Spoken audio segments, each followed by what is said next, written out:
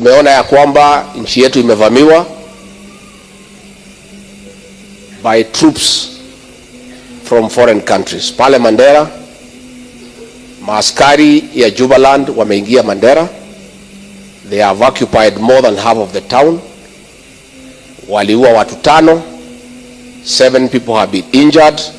Mandera Governor Mohamed Adan Khalif has raised serious concerns, claiming that Jubaland military forces crossed into Kenyan territory, occupied a school, and even disrupted national exams. He warned that Mandera should not be caught up in Somalia's internal conflicts and called on the national government to act. Gachagua alisema ukweli. Watu ya Jubaland Malaysians wako Mandera, wako BB1, watu wamekufa kweli yake.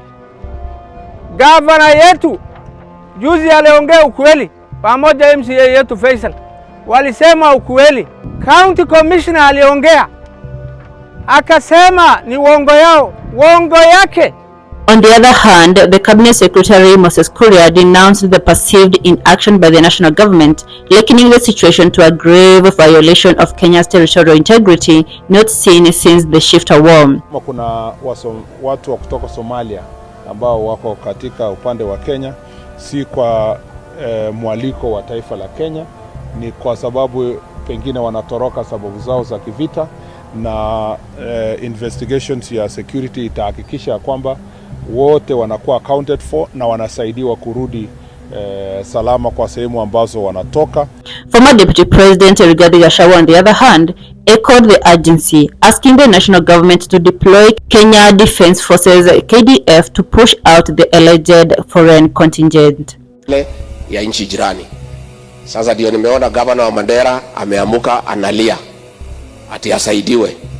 Yet last weekend and over there he was not speaking. The senator was not speaking. The MP was not speaking. Mimi nimechukua jukumu kutetea watu ya Mandera, kutetea watu ya northeastern Kenya. It is unacceptable that foreign forces can invade Kenya. Residents of Mandera's Border Point 1 area have held protests demanding withdrawal of the supposed Jubaland prisons. They voiced fears for safety, disrupted schooling, and halted businesses. Jubaland's Vice President Mohamed Said told BBC Somali that their forces reign at the border and have not crossed into Kenyan soil. He said they are coordinating with Mandera's scrutiny committee and assured residents that there is no threat. On the other hand, Kileleshwa MCA Robert Halai dismissed claims of a Jubaland incursion as political manipulation and part of psychological war. He urged critics to provide photographic or video evidence, reminding everyone of how easily digital proof can be shared in this era.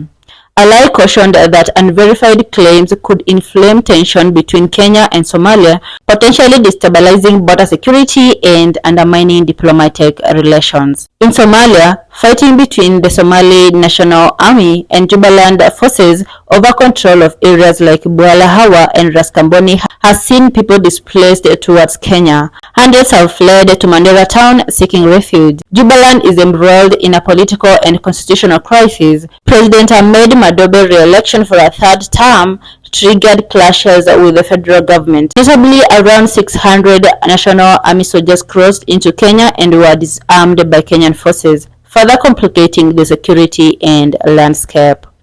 Cross-border terrorism continues to loom. The region has recently seen deadly attacks, including a 2025 attack in Garissa, where 6 police officers were killed, and Mandera has suffered attacks by Al-Shabaab targeting civilians and security personnel.